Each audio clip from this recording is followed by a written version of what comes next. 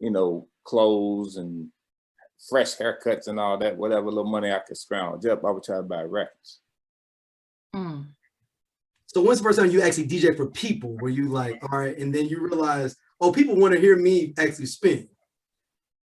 Man, I would say probably like before having 2 turntables and a mixer. I don't know how old y'all are, but I'm 52. Yeah. We So, we were just a little bit younger than you while you were spinning. So Right, like I told you was I was in New York in Saints graduate school when you doing this. This was me at Saints while Right. you was on the thing, Right. so we was there. but I'm saying way before that, like, you know what I'm saying, family get-togethers, and you know, it's just one record player. You know, I always try to be the one that's playing the music for whatever, you know, gathering it was.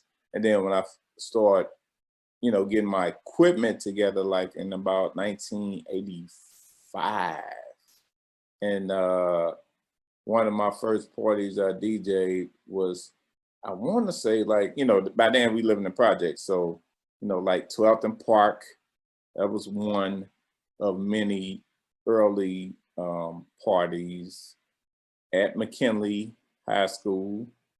And what we used to do in the projects, like vacant apartments, like in a high rise, you know, the electric still will be on, you know what I'm saying? So somebody would, hey, let's throw a party in such and such building on such and such floor. So yeah, it all started there. Yeah, so. Hey, so how did you get on as Saints in the Palace? So what's crazy about that, you know, going through the path of radio and records and all that type of stuff, you know, I went to Flow Valley, started, you know, because they had a 100-watt radio station, 89.5. So I started a rap show on the air called Rhyme Time in 1990. And I developed a relationship with G Wiz, who used to be on G Wiz. So he was on 88.1. Of course, he had Wizardtron Records, put out Culture Shock, you know, early D Rebel and all that. So me and him developed a relationship late 80s. Of course, you know, all the way through. I actually met him in 82, but that's a whole nother story. Just taking you through that period. Me and Wiz developed a relationship. He was in with Saints, you know, DJing some of the skating sessions. And he hit me, like, you know, asked me, do I want a DJ? That Drexel was looking for a DJ. It came through the connection with G Wiz connecting me to Drexel in 92, I believe. I was making like $60 a session. 60 bucks, $60. Yeah. No, go ahead. And then the raise, I think, went up to about 75. Now, you know, they was caking off me. You know, I'm killing it in the party room, killing it, getting paid $75. But, you know, it paid off in the long run. It's still paying out to this day because those are people that grew with me and followed me as I started doing my own events. So, you know, long-term money. Stacey, you want to jump in? I was going to ask, so essentially music has been your entire life and DJing has been your life, and it's not a hobby, it's what you love, it's your passion. And there's people always say, like, you know, you want to make sure that you get up every morning and you're doing something that you love. Has there ever been a time during your career where it wasn't fun anymore, where it really felt like work and it wasn't fun?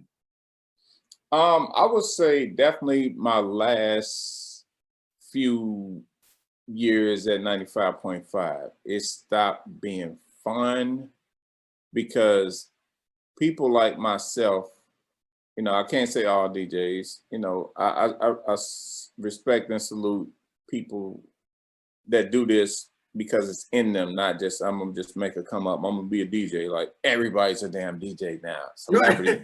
Like, motherfuckers will never DJing, but okay, you got a hard drive, now you're a DJ. Creative people like myself hate to be stifled. You know what I'm saying? For its creativity. Hey, don't place this and don't do that. Yo, just leave me alone. I know what I'm doing. Let me do what I do.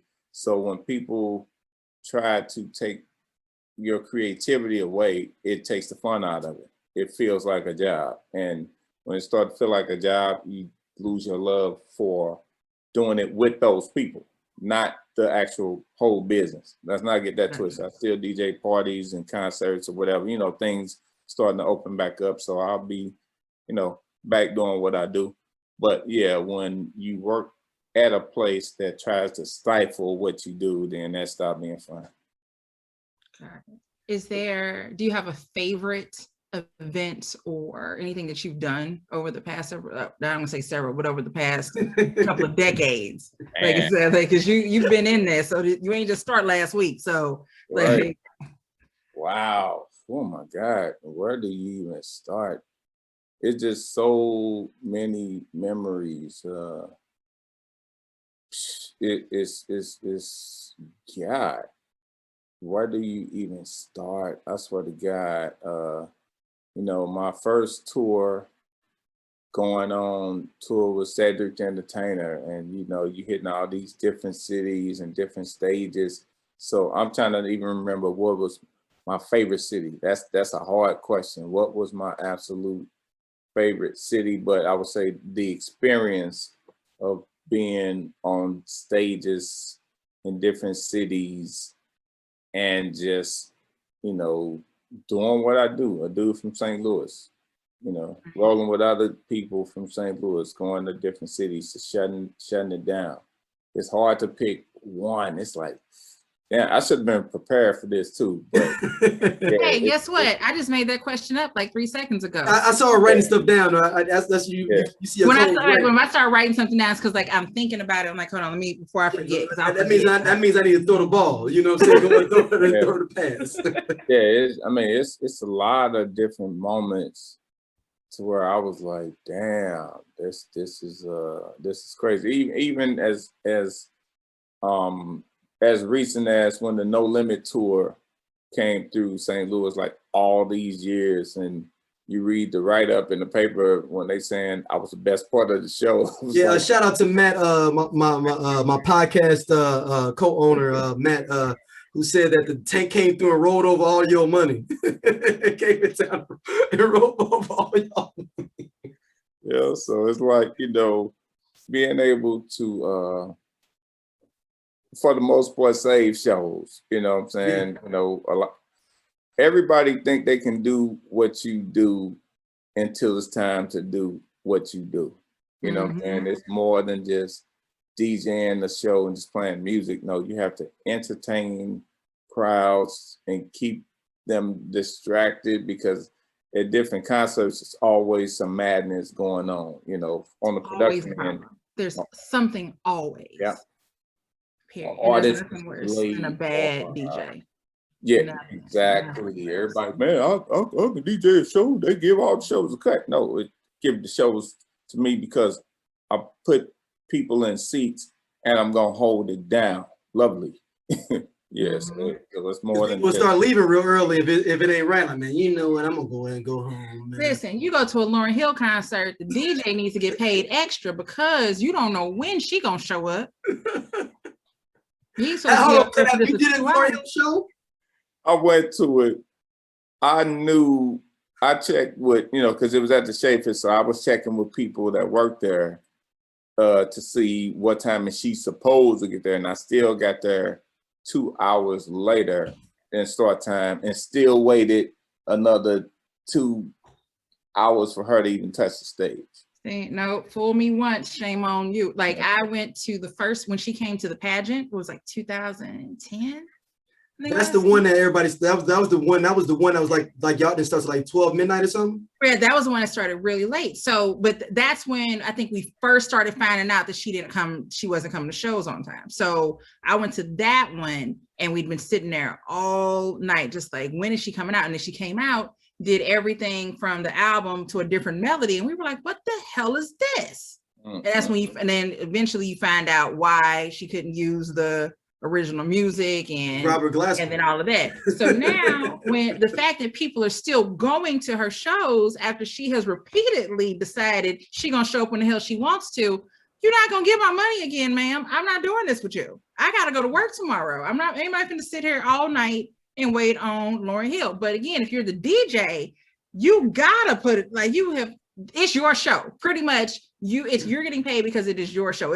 You are no longer you're not open and you're the headliner at this point. Pretty much.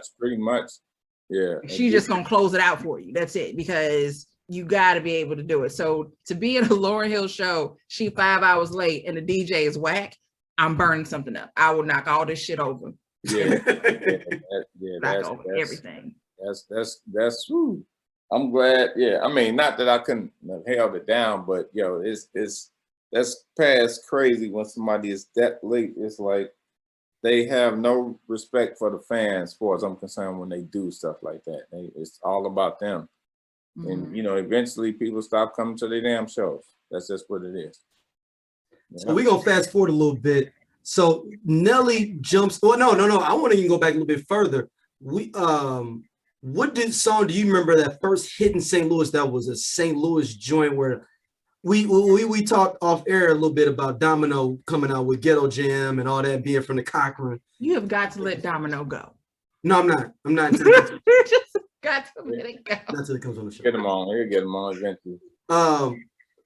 What was the first song? I mean, I have a feeling, but I want to use, what was the first song you're like, yo, this St. Louis is trying to get a hip hop scene. We're starting to really get music out there. Man, what's crazy about the St. Louis music scene is we've been there since the beginning. You know what I'm saying? Rapper's Delight was played on WESL. Yep. It was never played in New York. So this is 1979.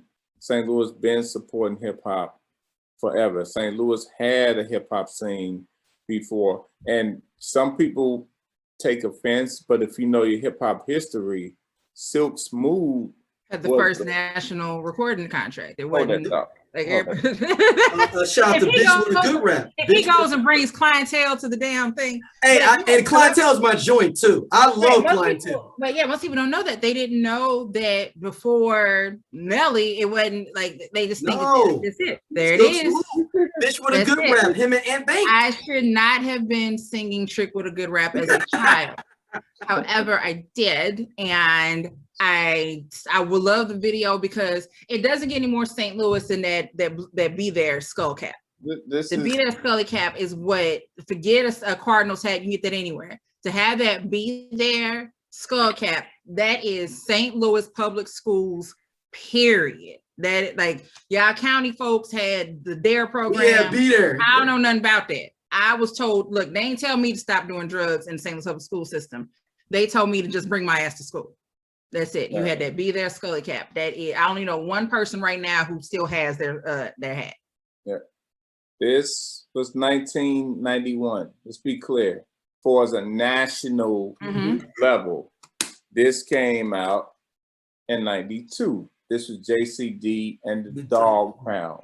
Do you hear me? The Dog Pound before the Dog Pound. This is 92. So Jody is from the projects. All these people from down the way, Peabody, Dawes, Webby. These my people from down the way.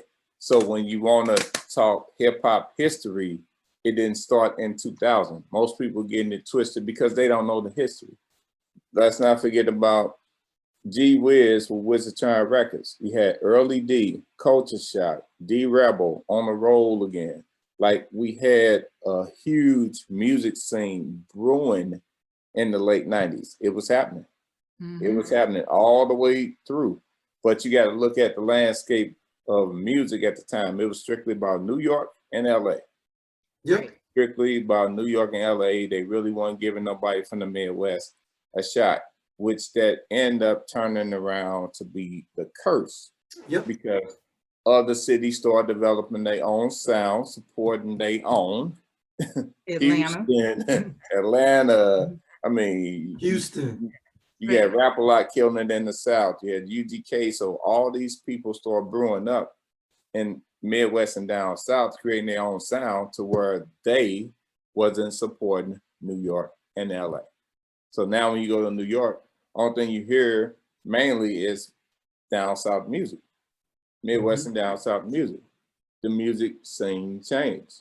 You know, of course, it's still some New York artists that's getting that love. You know, don't get me wrong, but I'm just saying, I know as a DJ, the labels was focused on the West Coast and the East Coast. That's all it Mhm. was, you know, in their eyes. You know what I'm saying?